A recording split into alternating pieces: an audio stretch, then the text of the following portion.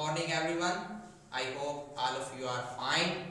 I am here to discuss the topic spore forming bacteria. Those bacteria that form spores are called spore forming bacteria. These bacteria form spore to survive unfavorable conditions. When the condition becomes favorable, they can grow and reproduce.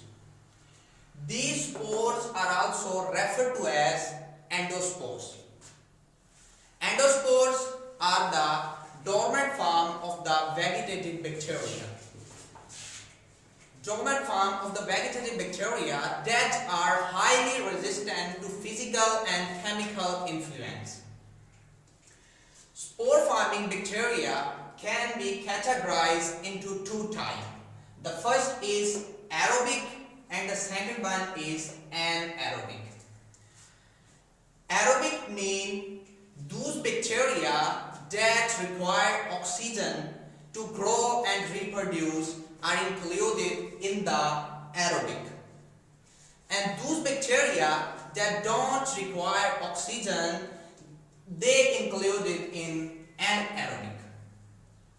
So bacillus is included in the aerobic bacteria. They require oxygen to survive, grow and reproduce. On the other hand, Clostridium included in anaerobic bacteria, they do not need oxygen to grow and reproduce. They can grow and reproduce without oxygen.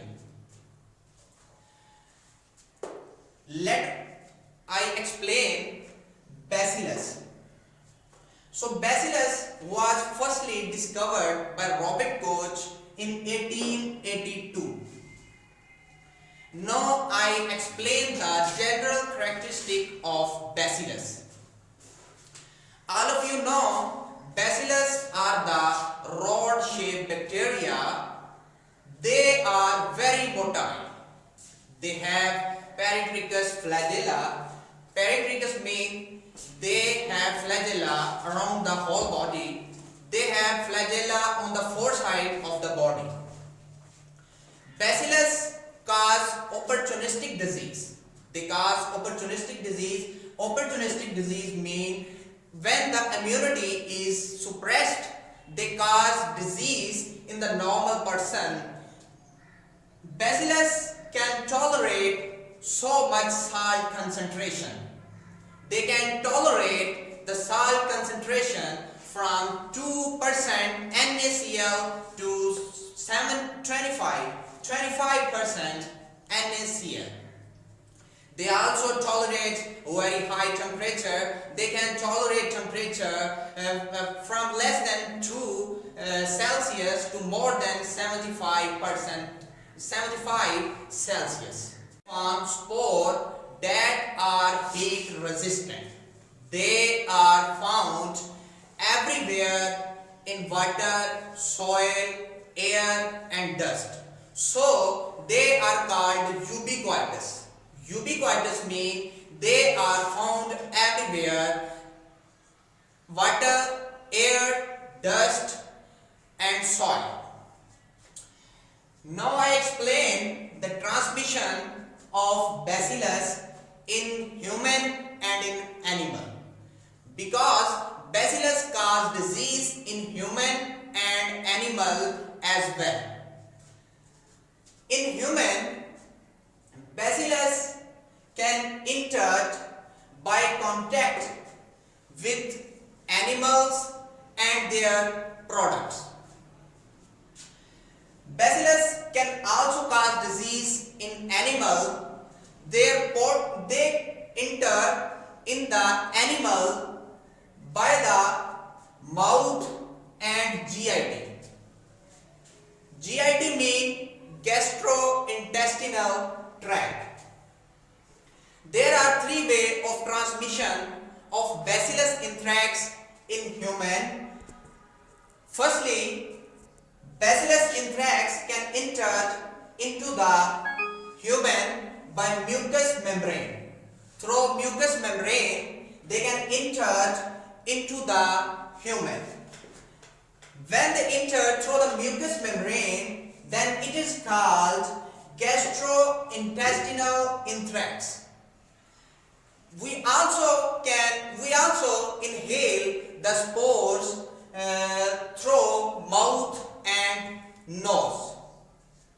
When the spore entered into the body by inhalation, then this disease is called inhalation. This way of transmission is called inhalation anthrax.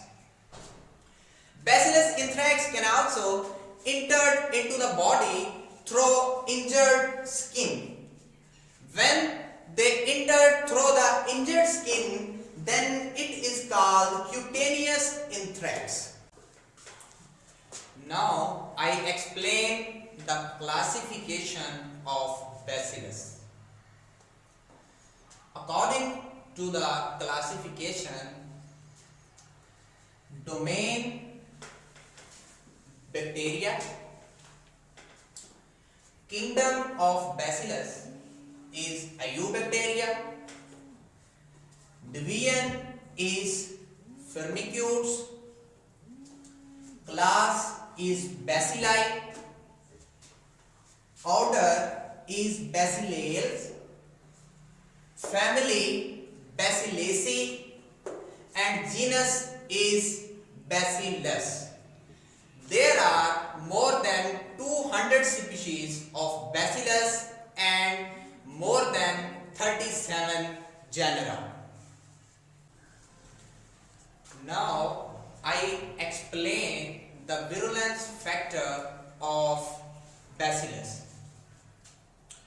There are three factors of Bacillus: factor 1, factor 2 and factor 3.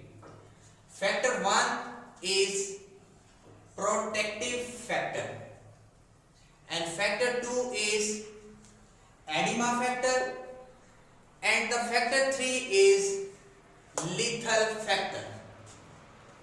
Now I explain the protective factor and what is the function of protective factor. Protective antigen bind to cell surface and function as a receptor with edema and lethal factor.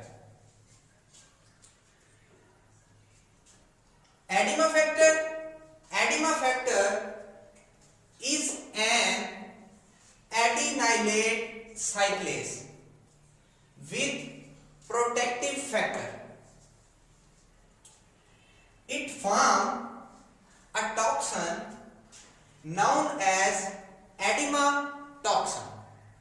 The toxin which is produced by the edema factor is known as edema toxin, and the toxin which is produced by the lethal factor is known as lethal toxin.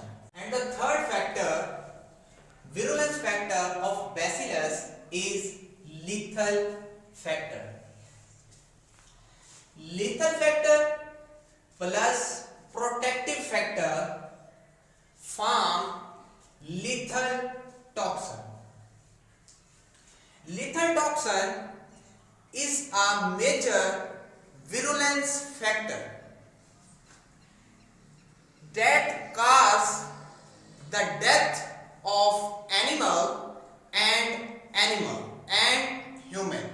That cause the death of animal and human.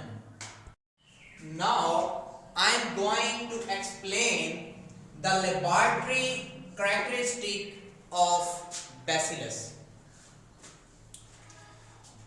On blood agar, Bacillus give large spreading gray-white colonies. They give colonies with irregular patterns. Bacillus also grow rapidly on the nutrient agar. When we grow the bacillus on agar, they give colonies after 24 hours, and the optimum temperature that we have to give is 35 Celsius to 37 Celsius. Bacillus is indole negative. Bacillus is catalase positive. They give pink purple color pigment in the medium that containing iron salt. Now I am going to explain the types of bacillus. Bacillus can be categorized into two types. The first is pathogenic and the second is non-pathogenic. Pathogenic bacteria are those bacteria that cause disease in human and in animal, while the non-pathogenic bacteria are those bacteria that can't produce disease in human and in animal. Pathogenic bacteria include Bacillus anthrax and Bacillus cereus, while the non-pathogenic bacteria included Bacillus subtilis. And I explain the two species of pathogenic bacteria. The first is Bacillus cereus. Here are some general characteristics of Bacillus cereus. Bacillus cereus are spore-forming bacteria. They are also rod-shaped bacteria. They are gram-positive bacteria. When we staining these bacteria, the gram-positive bacteria give bluish or purple color, and the gram-negative bacteria give pink color. Then epidemiology of Bacillus cereus. People are at risk who eats contaminated food. These people can infected with Bacillus cereus who eat contaminated foods. Bacillus cereus can also enter into the human body by injuries, through skin injuries. Bacillus cereus can also be transmitted into the human body by through injection. When we use contaminated injections, Bacillus cereus transferred into the human body and cause disease in animal and human as well. Here are some diseases of the Bacillus cereus. Bacillus cereus cause gastroenteritis diseases. It included diarrhea. Bacillus cereus can also cause eye infection and trauma. Bacillus cereus can also cause opportunistic disease. They produce spores that are highly resistant to second species of pathogenic bacteria, which is Bacillus anthrax. Bacillus anthrax is also aerobic bacteria, they produce spores that are resistant to heat. Here is the epidemiology and pathogenesis of Bacillus anthrax. The risk of infection is very high in grazing animals. Those animals that grazing the grass are more infected with Bacillus anthrax. These spores go into the lymphoid organ.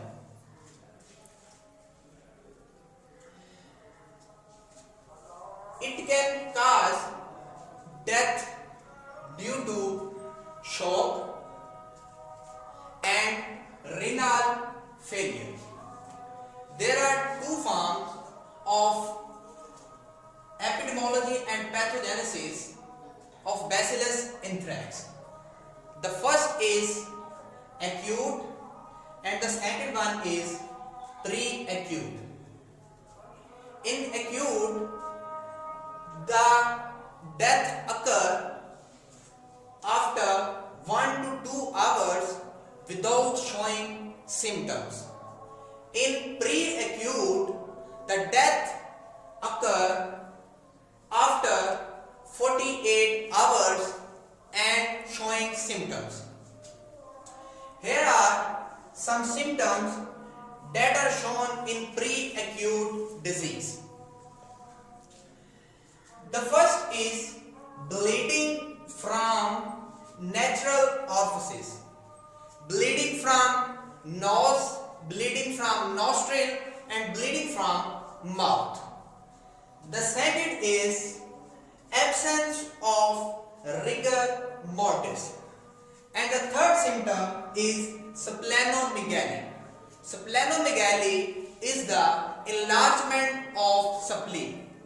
Spleen is the part of the our circulatory system that store white blood cells and produce antibodies.